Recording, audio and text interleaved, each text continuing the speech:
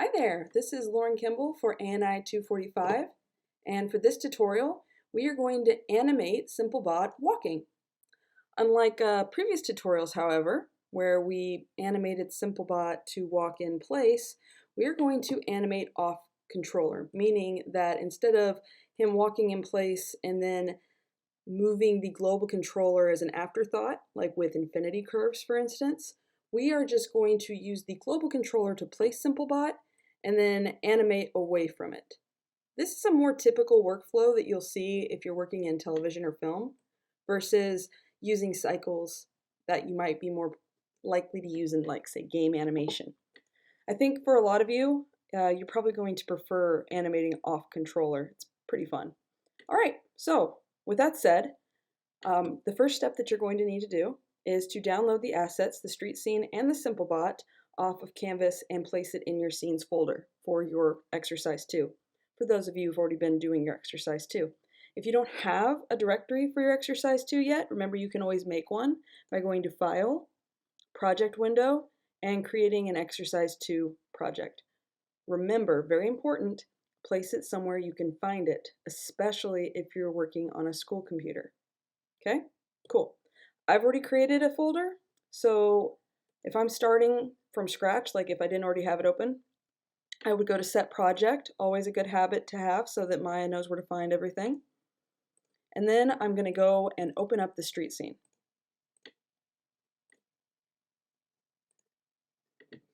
All right, once you have the street scene open, you'll find there's nothing in here, just this one polygon mesh. There's no SimpleBot, it's just this mesh.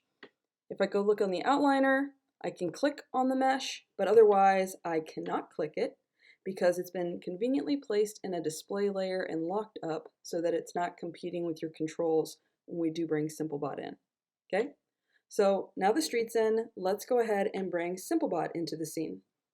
There are two ways we could go about this. The first one is we could just import him.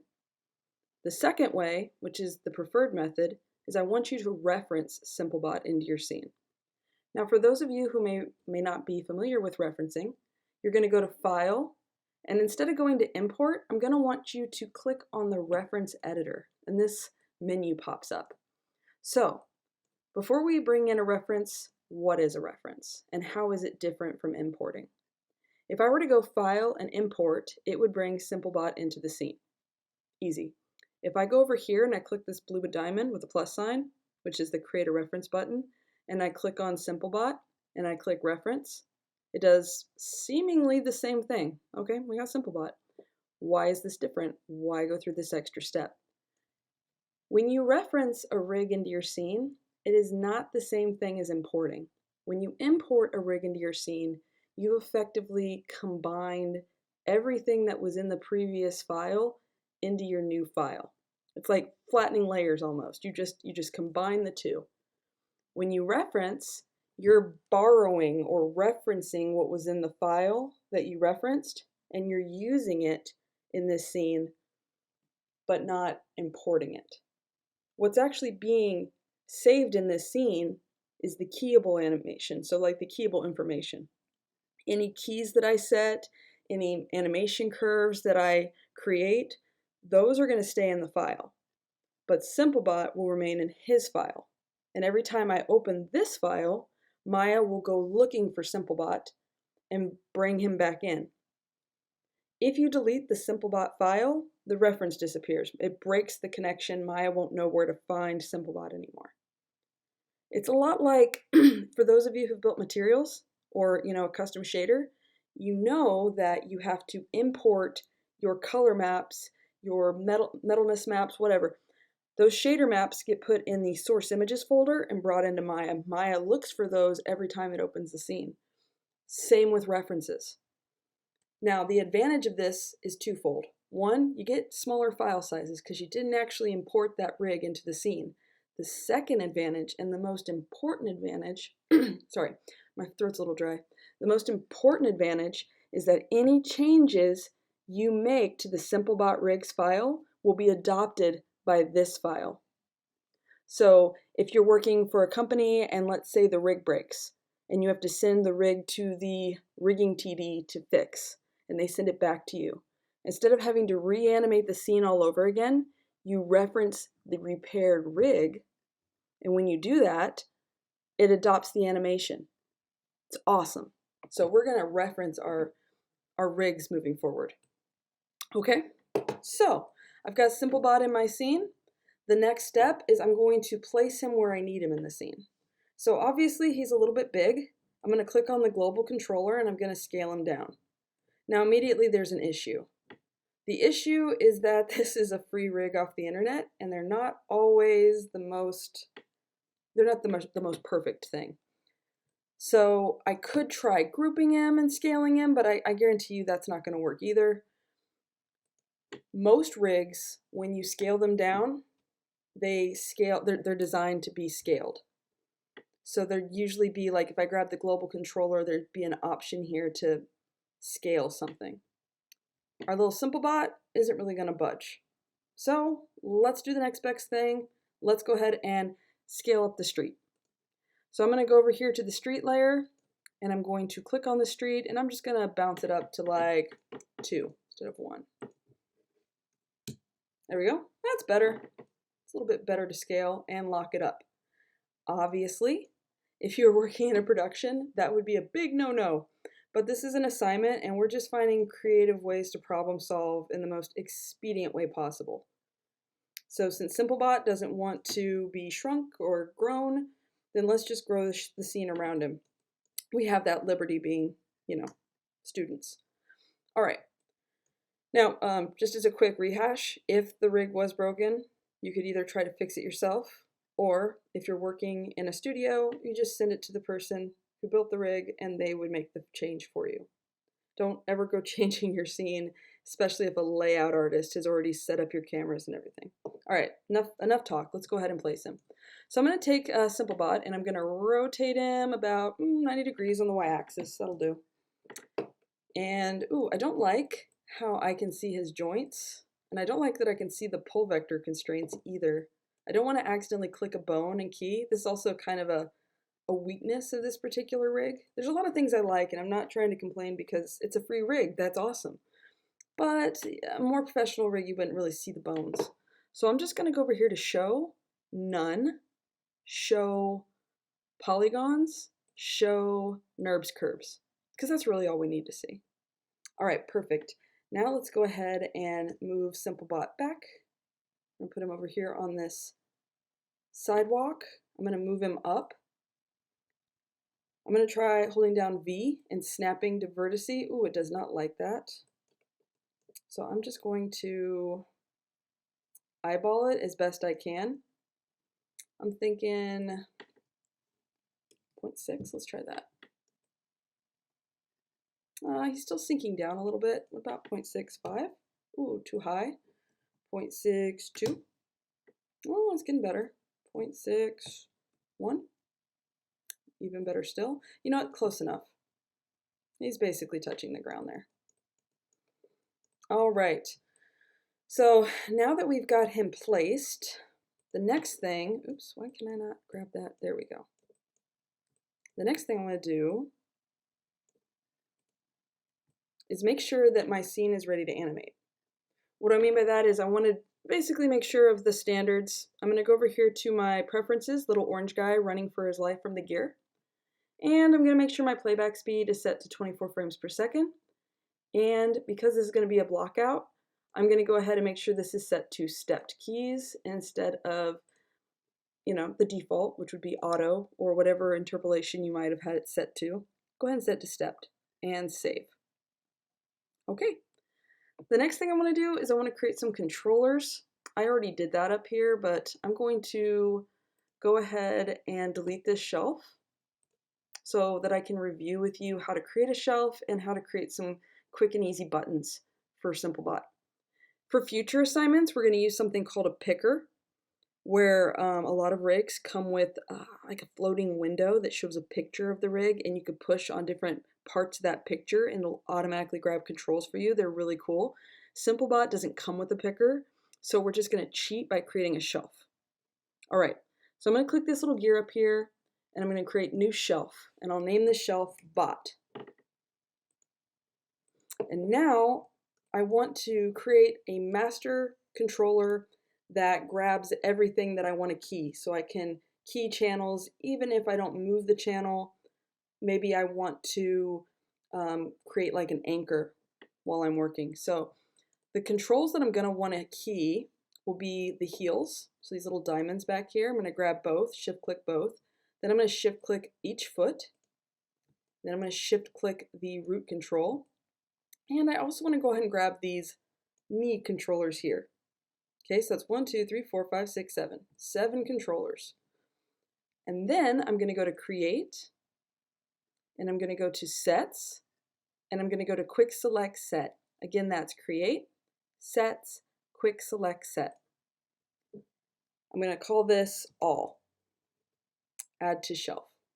So now when I click off of SimpleBot and I click all, everything is selected. If you didn't see a button pop up, chances are when you went to, sorry to brain fart, when you go to create sets, quick select sets, you might have pressed OK instead of add to shelf. Not a problem, just go back, repeat, and this time add to shelf. Otherwise it won't dock up here.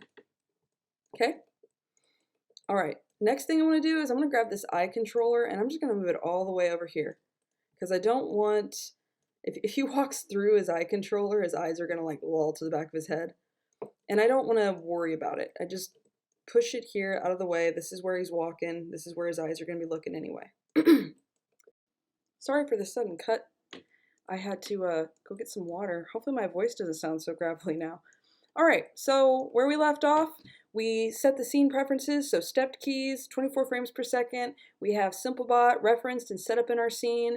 We have our shelf and our controller option here, all ready to go. Let's start animating.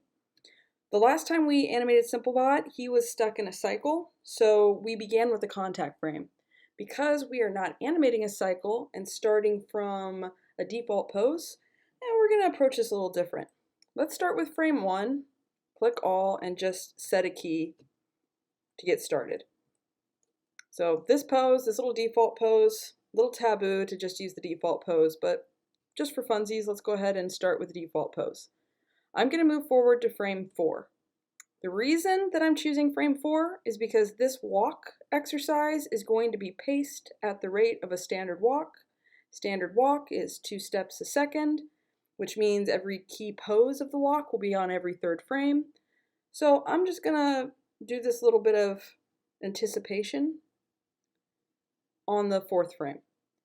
The appropriate way to do this would be to film reference footage and time it out and kind of get a feel for how long it takes for the body to form the next pose, pay attention to overlapping action, ease in and ease out. You get the idea. But for the sake of brevity, we're just going to keep this on every 3 frames. Okay, so we set a frame on frame 1. We're going to click on frame 4. And what SimpleBot needs to do is lift his leg. Now, if you wouldn't mind standing up where you're at home,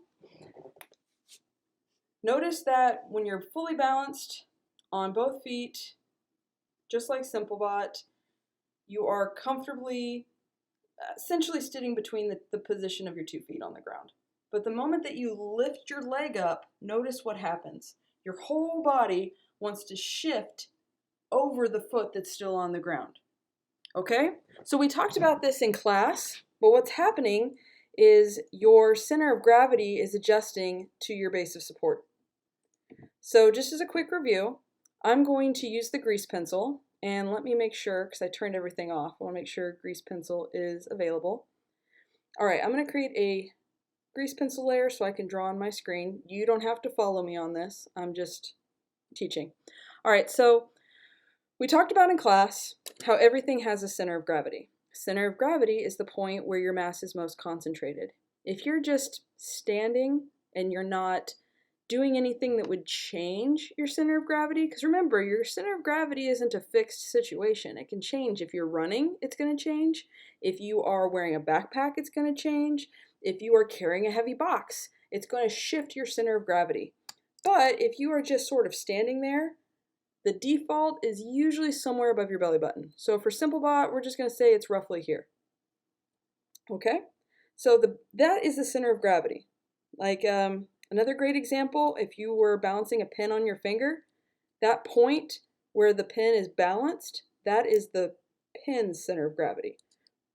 And the center of gravity is going to be on a base of support. So the base of support for this bot is where the feet are touching the ground. The base of support is basically where the center of gravity is balanced. The base of support is this whole area down here with the feet, this shape that the feet create, this area. So if I draw a line straight down from the center of gravity, it lands in this circle that was created by the feet, so your character's balanced. In fact, if we were to grab the move tool real quick, and we were to move Simplebot to the right, his right, even though he's all the way over here, he's still technically balanced. If we go back to the grease pencil and I go back to where his center of gravity is and I draw a line straight down, straight-ish down, it's still over that base of support, so he's good. In fact, the character stays balanced until you move it past the point of the base of support. At this point, he would fall over. All right, so I'm going to set him back to 0. I'm going to go ahead and delete this. Now, if I were to do as I'm doing when I stand up, and I lift up Simplebot's foot, but I don't shift his gravity like when I shift my gravity, he's going to fall over. So I'm going to grab my grease pencil, draw that center of gravity again, and the base of support, instead of being that whole circle, it's only this foot. Because once that foot has left the ground, the base of support has changed. It's become a smaller area.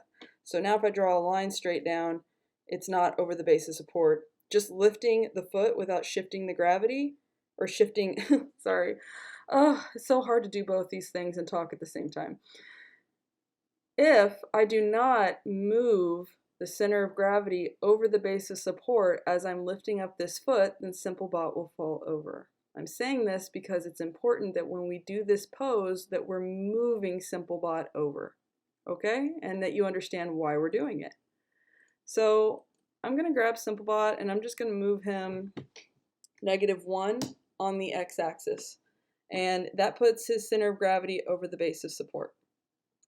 Also, you'll notice that when you are lifting your foot, your hip tends to rotate. So I'm going to rotate it about 15 and then move him upward. Just want to keep that leg pretty rigid. It's kind of imitating a passing pose. Now I could also rotate him on the Y and the X-axis, but I could do that later with animation layers. I'm going to try to keep the base layer of animation as basic as possible. So yeah, now he is leaning on this foot. Now, if you wanted to, because this is going to drive me crazy, I'm going to actually rotate his foot a little. Not that you have to, I'm just going to be -15. It's because the symmetry is driving me crazy. I don't like seeing characters in a fully symmetric pose. I like offsetting things. It makes them seem more alive. All right, so I'm moving the knee a little bit, and this one over here as well, kind of moving the knee just to make a more interesting shape. I think the only other thing I would do to this, maybe if I wanted to, I could add a little bit of toe roll. So toe roll over here, I could have him maybe dip his foot down a little or up. I don't think I want to do that. I'm just going to leave it as it is. All right, so maybe rotate this a little just so there's not so much symmetry. All right, I think that pose works good. I'm going to go ahead and click all and set. That anchors any channels that I didn't move. And there we go, we got our character lifting his leg up. So this pose obviously looks a lot like a passing position. So if we think about the standard positions in a walk cycle, we've got contact, down, passing, up. Contact, down, passing, up. If we follow that formula, we know that the next position should be the up. So I'm going to go ahead and grab the ankle here, this little heel controller, and I'm going to foot roll him. Then, oh, Goodness, I need to make sure I am paying attention. I need to step forward 3 frames, so I'm on frame 7. Now I'm going to foot roll him. Okay, I'm going to go ahead and move this forward and up. All right. Now, as this character is moving back to the contact position, he's going to be moving back to, zeroing out his rotations and his translations. So we went to -1 on the passing position. So for the up position, let's change this to -0.5. I'm on the root controller here, -0.5. And let's dial down that rotation, like to say 7. There we go. Cool. And let's go ahead and start moving this. Ooh, see that? See how that knee snap forward? We gotta make sure we're paying close attention to these knee controllers and moving them forward with our walk.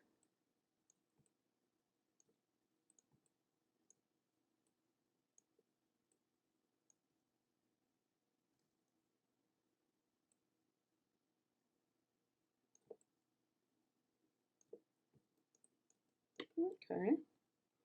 Let's see. Actually, I want to set all these back to 0 real quick on rotations. There we go. There we go. This is the point where I'd probably want to add a little bit to the toe roll. Just to add a little bit of interest there. I think I want him to move forward more than he is. Let's go ahead and do that.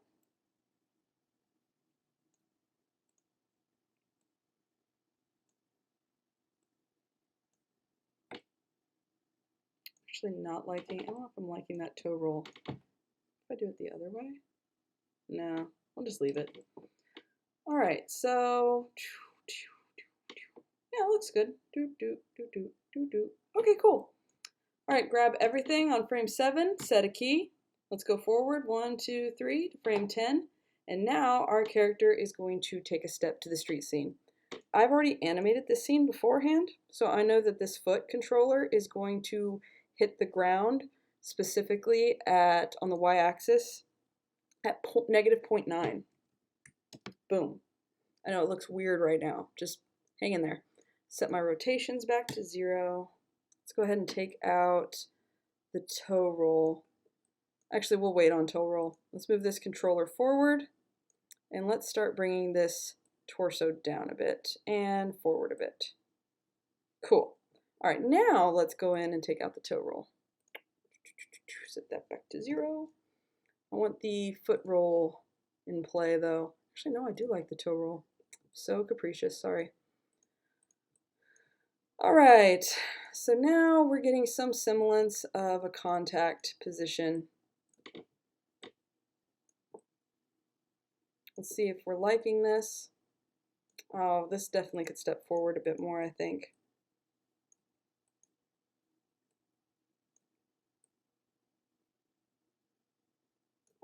Yeah, maybe a little bit more.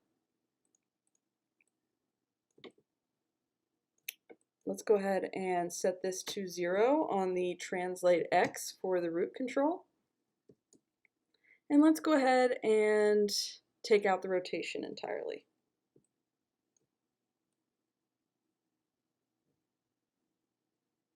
Cool. I want to set this forward a little bit more maybe. Cool. All right, for this, I'm going to grab the heel controller and I'm just going to push the foot roll as opposed to moving the controller just yet.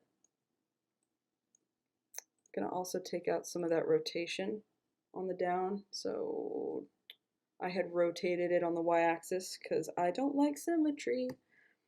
Boom, let's take some of that out.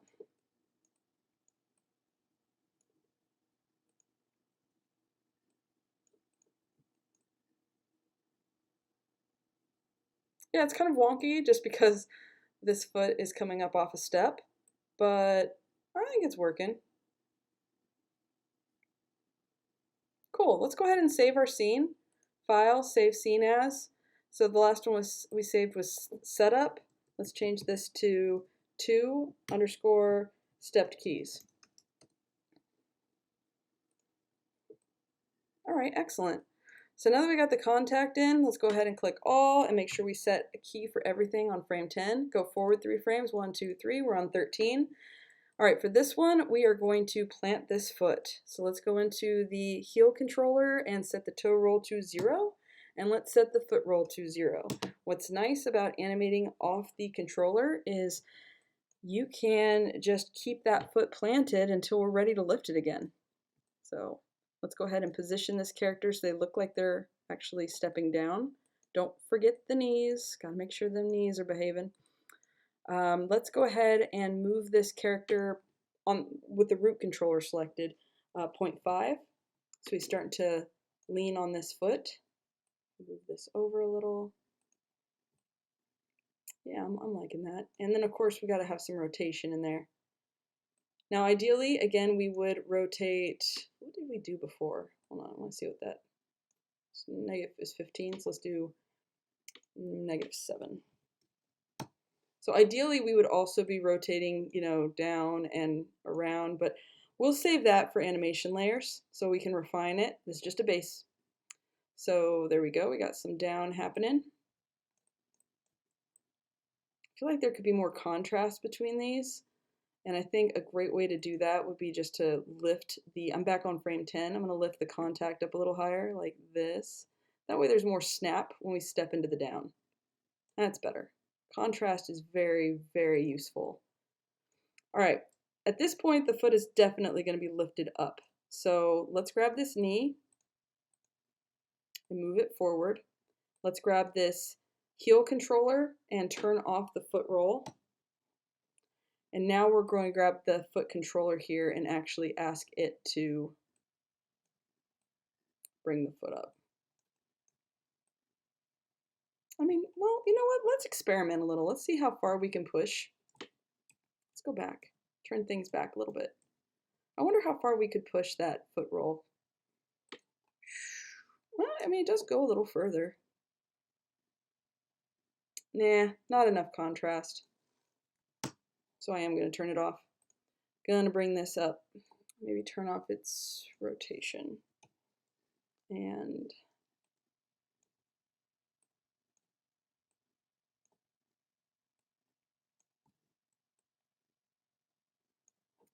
maybe go back in that heel controller and add a little toe roll to it, like so.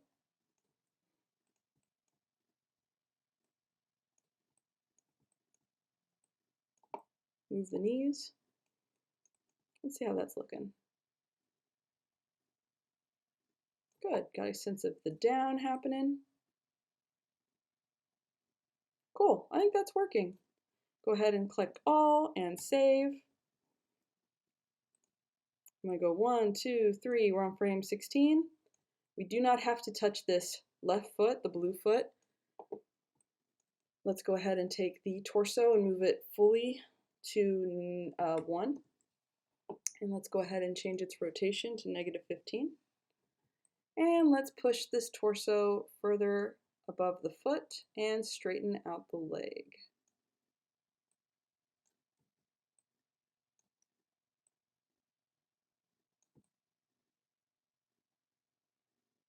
Cool. Let's go ahead and bring this foot in. Remember to watch the knees, keep them forward.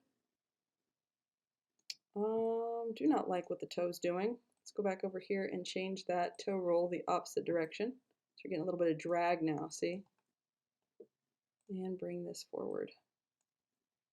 Maybe start rotating the foot.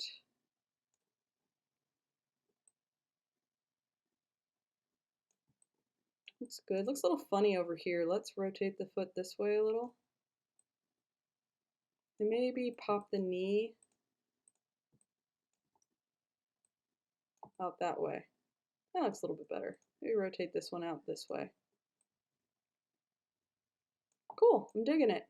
Save my scene. Grab frame 16, click all, set key. 1, 2, 3, now we're at frame 19. Let's go ahead, let's see, we're at passing, which means our next frame is going to be an up frame. Let's go ahead and grab this diamond here at the heel. And foot roll. Looks so silly right now. Bring this guy forward. Grab these knees, make sure they're heading forward. Let's grab his torso, change this back to 0.5, change this back to -7.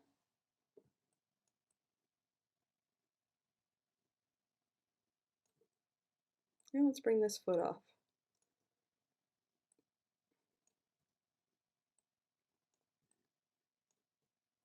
Make sure the knee isn't falling behind. Foot looks a little wonky. Let's grab that foot and let's just zero everything out on the rotations. Give us a little bit of a fresh palette there. Let's grab that toe roll and take it out because it looks a little silly now. Okay, cool.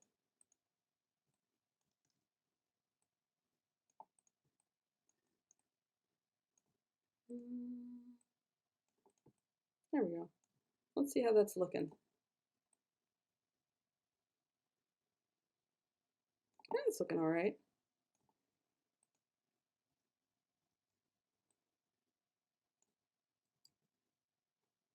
And rotate that out again. Maybe something less aggressive. I don't remember if that's all that different from what I had it at.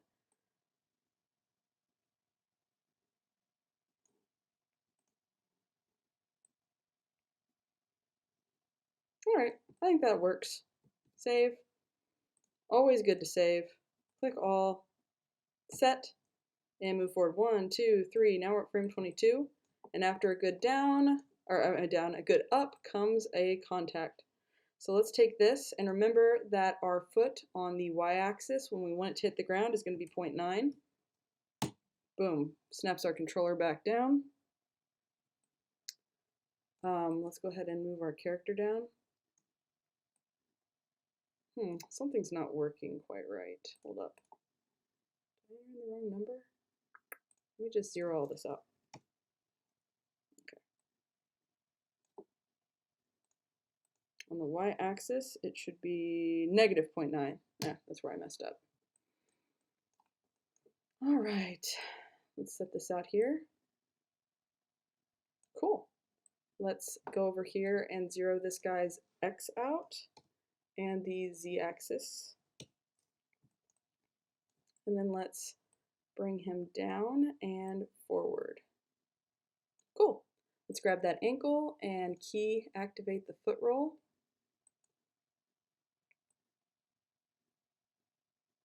There we go. Looks like a pretty good contact frame. Maybe offset that slightly just because I think it looks better. Did I press something? There we go. Why? Oh.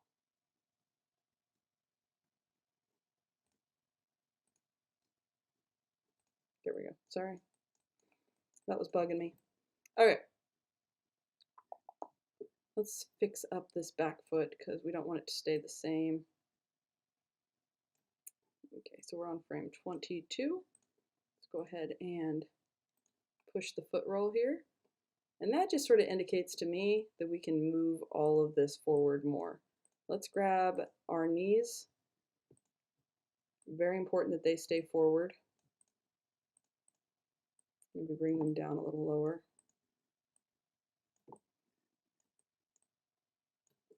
And then let's grab our foot and our root control and just bring this forward a bit. Yeah. I keep selecting things. Set back to 1. There we go. All right. Looks good. Grab all, make sure we're on frame 22, and set key. And so that's what you're basically going to be doing for this exercise, is just getting this character to step across the screen. And then once we get to this part over here, have the character end in a similar pose, only on the other side of the street. All right, So I'm going to go ahead and save this. And instead of continuing to animate, I'm going to show you how you can start cleaning up your graph editor once your animation's done. So once your animation is finished and you want to start polishing things, go ahead and click all for all the channels that you've been keying. Go under the graph editor, and with all your channels selected, go ahead and, I mean, you could spline them if you want, but I think I'm just going to go with auto and see what we end up with. Okay, I see a few issues, like the foot's jumping here. There's always going to be an issue with the foot roll transitioning into the controller rotating the foot instead. So let's go ahead and adjust some of these things. One thing that I note right off the cuff that I just do not like, notice that as the character is lifting the foot up, that everything is happening at the same time. So it's just not great. If you watch and pay careful attention to reference footage, nothing ever really moves all at the same time. Typically something moves first and then the other, there's a cascade of action. And that offsetting can help make for a more believable performance. I'm going to grab this foot control because the thing that I'm seeing is this rotation on the Y. I don't think that should happen first. I think the foot should rotate maybe after the weight is shifted. So kind of a cool thing I like to do. I'm going to grab these frames. It looks like the animation is happening between frames 1 and 4. And just on the rotate Y, just on, sorry, had an alarm go off. Just on the Y-axis for the foot rotation, I'm going to grab these two keys with my move tool selected. I'm going to hold down shift and I'm just going to move these over. Hold down shift so it doesn't move up and down on value. We're just moving it to the right. Watch what a difference this makes. Oh, I guess it's got to play it slower. See how, watch that rotation happen after the character has started moving? It adds a bit to the polish. So that's one example of polish. The other ones that you want to consider are, of course, cushioning, and you also want to consider anything that's causing clipping. So I'm going to step forward here, and right here, there's our first instance of clipping. So let's take a look and see what's causing that. Actually, I already know what's causing that. What's causing that is we are stepping away from the foot roll, causing this action, because the foot roll kind of stops happening, and we are starting to allow the controller to take over. So I think to prevent that jump from happening, why don't we try keying the translate y-axis. So right when the dip happens, let's see if we can't grab this, break the tangent handle, grab the tangent handle, and on frame 11, we can see how moving this handle, so select the handle, make sure you have the move tool selected, and lift. See how if that fixes things. It does seem to. It does feel a little awkward right there, doesn't it?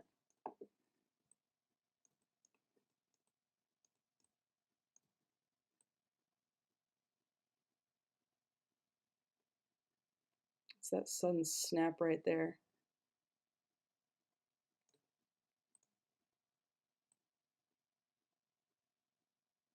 Everything kind of stays still for a second. Let's, on this control here, I want to kind of clean up my graph editor.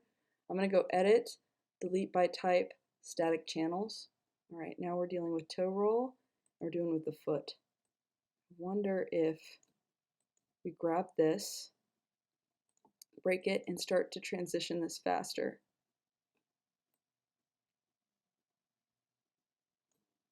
Nope. What if we have it go the other way?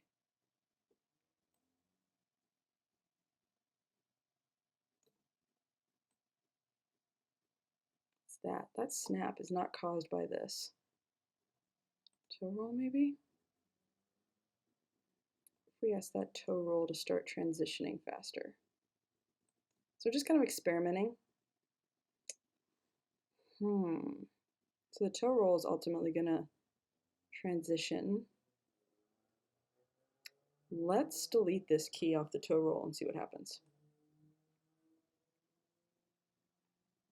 It does help with the toe, but it doesn't help with this weird jankiness going on. Let's grab the foot.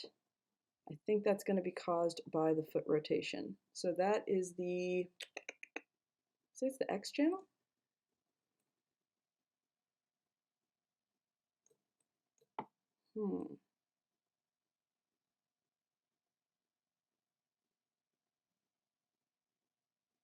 What if we have that happen faster? Let's go ahead and break the channel.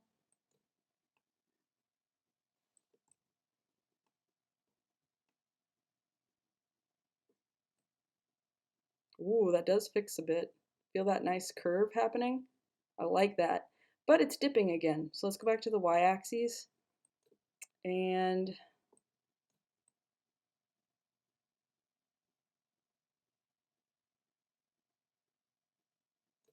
let's set this to linear real quick. Yeah, that dip is definitely not loving the dip.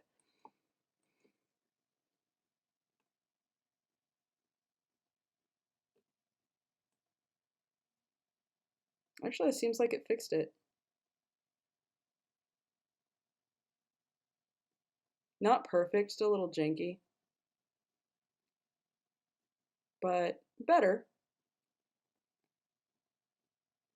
What happened if I deleted this? Oh no, don't delete that. All right, so if we go forward from there, so that'd be an example of, I know I don't want you to feel like too daunting, like, oh my God, how did you know what channels to fix? This is really upsetting. Don't be upset by it. Just do the best you can. Ultimately, I just didn't want there to be like a shake. I want to make sure what I know is happening that I like. Let me explain what I like, what I fixed. So one thing I don't like is, oh, look at that. He levitates for a moment. We got to fix that. Let's see. You can't have him levitating.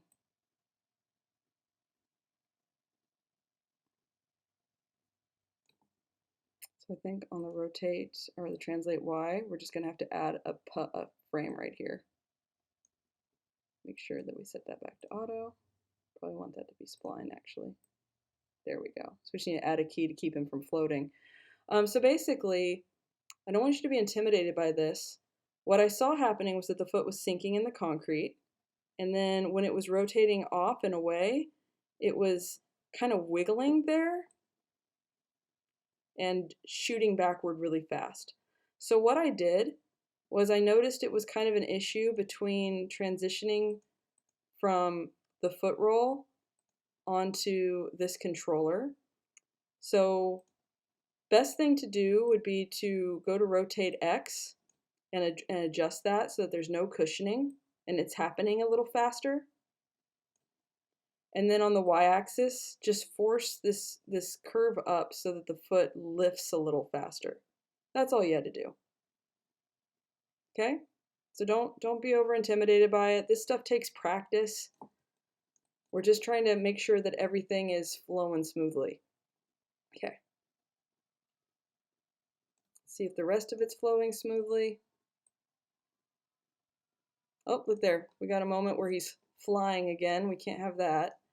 Let's go see the y-axis here on the translate y. I think we can fix that quite readily. Just because it's just this one frame. So I think all we have to do is just add a key.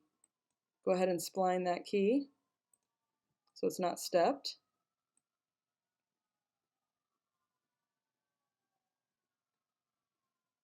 Looks like there's a little wiggle there now. I think that's the rig. Quite possibly being problematic. Let's bring him up a little. That's better. All right, so we just smooth that out a little bit. And that's it. So just try and make sure that nothing is wiggling, make sure that nothing is clipping with each step, and get the bot across the street. That's all you have to do. If you want me to review this process in class on other assignments, or if you run into issues with your project too, remember that even though it's going to be spring break, you still have access to me. Don't hesitate to send me emails, okay? All right. Thank you all so much. I hope you have a great day.